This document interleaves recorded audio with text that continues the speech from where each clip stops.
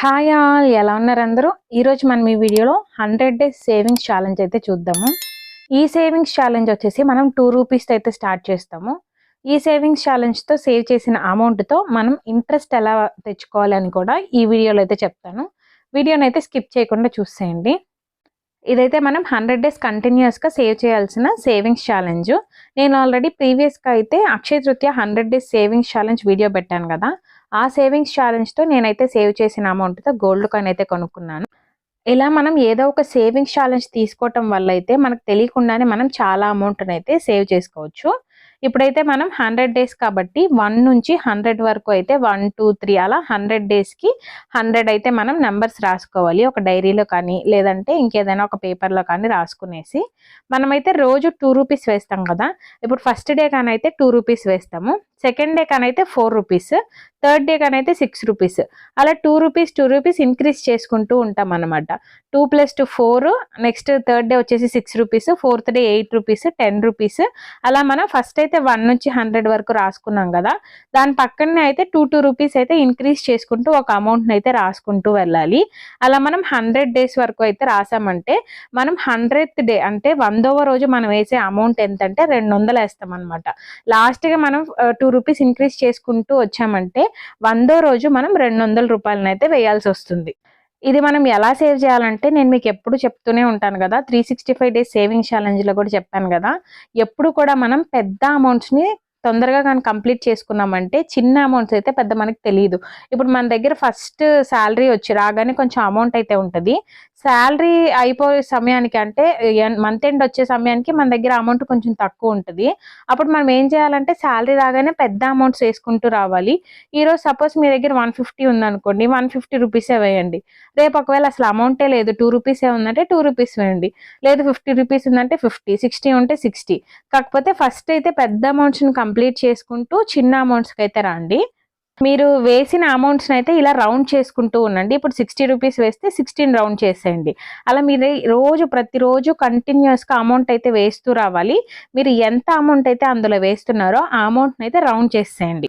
ఇలా కంటిన్యూస్గా అయితే 100 డేస్ అయితే వేస్తూ రావాలి. ఏదో ఒక అమౌంట్ని మీ దగ్గర ఉండే అమౌంట్ని వేస్తూ రండి. ఇలా గనక మీరు 100 డేస్ కానీ ఈ అమౌంట్ని వేస్తూ కానీ వచ్చారంటే టోటల్గా మీరు 100 డేస్కి కానైతే 10,073 రూపీస్ కానైతే మనం సేవ్ చేయొచ్చు. నాకు తెలిసి ఇదైతే మిడిల్ క్లాస్ వాళ్ళకి చిన్న అమౌంట్ అయితే కాదండి. కానీ మనం కరెక్ట్గా కంటిన్యూస్గా వేస్తూ కానీ వచ్చామంటే 10,000 రూపీస్ అయితే సేవ్ చేయొచ్చు. ఇదైతే మనం 100 డేస్ సేవింగ్ ఛాలెంజ్ కాబట్టి 2 రూపీస్ అయితే ఇంక్రీజ్ చేసుకుంటూ వేస్తూ వస్తాము. 100 డేస్ అంటే ఎంత మనకి 3 మంత్స్ పడుతుంది. 3 మంత్స్ ఒక 10 డేస్ పడుతుంది. 3 మంత్స్ 10 డేస్ మనం 10,000 రూపీస్ అయితే సేవ్ చేసే సేవింగ్స్ ఛాలెంజ్ ఇది. కానీ మనమైతే ప్రతిరోజు కంటిన్యూస్గా వేయాలి అమౌంట్. అప్పుడే మనం అనుకున్న 10,000 రూపీస్ అయితే సేవ్ చేయగలము. ఇప్పుడు నేను ఒక 100 డేస్కి అయితే మీకు చెప్పాను కదా, ఇలాగే మనం 365 డేస్ కానీ వేసామంటే అంటే కంటిన్యూస్గా 365 డేస్ వేయాల్సిన అవసరం లేదు. ఈ 365 డేస్ని కానీ అయితే మనం స్ప్లిట్ చేసుకోవాలి. అంటే 100, 100, 100, 65 అంటే first 100 days, second 100 days, third 100 days, fourth వచ్చేసి 65 డేసే కదా ఉంటాయి. టోటల్గా 365 డేస్, 1 ఇయర్ అయితే మనం ఈ సేవింగ్స్ ఛాలెంజ్ని చేయొచ్చు.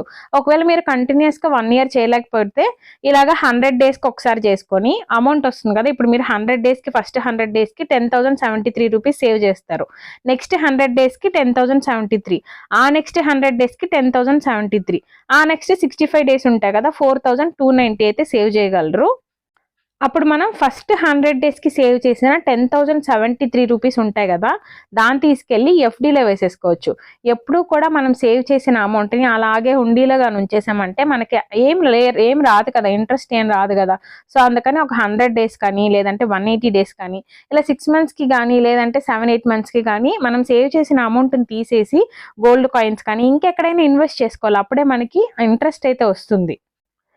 వడ్డీ రాకుండా అలాగే హుండీలో అమౌంట్ కానీ సేవ్ చేస్తూ కానీ వచ్చామంటే లాభం అయితే ఏం లేదు కదా. అందుకని ఫస్ట్ 100 డేస్కి వచ్చిన 10,000కి ఒకవేళ గోల్డ్ కాయిన్స్ కొనుక్కోవాలంటే గోల్డ్ కాయిన్ కొనుక్కోండి, లేదంటే ఎఫ్డీలో వేసేయండి, లేదు ఇంకేదైనా మీకు మ్యూచువల్ ఫండ్స్ ఇంకేదైనా కానీ తెలిసి ఉంటే అందులో ఇన్వెస్ట్ చేయండి. ఎప్పుడు కూడా మనం ఇన్వెస్ట్ ప్రతి రూపాయికి కూడా మనకి వడ్డీ అయితే రావాలి. అప్పుడే మనం సేవ్ చేసిన దానికి ఒక అర్థం అయితే ఉంటుందని నా ఫీలింగ్.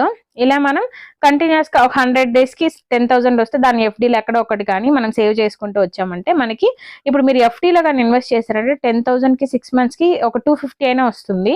అలా మనం 4 టైమ్స్ ఇన్వెస్ట్ చేస్తాం కదా, 10,000 10,000 10,000 మళ్ళీ 4,290 ఇన్వెస్ట్ చేసుకోవచ్చు.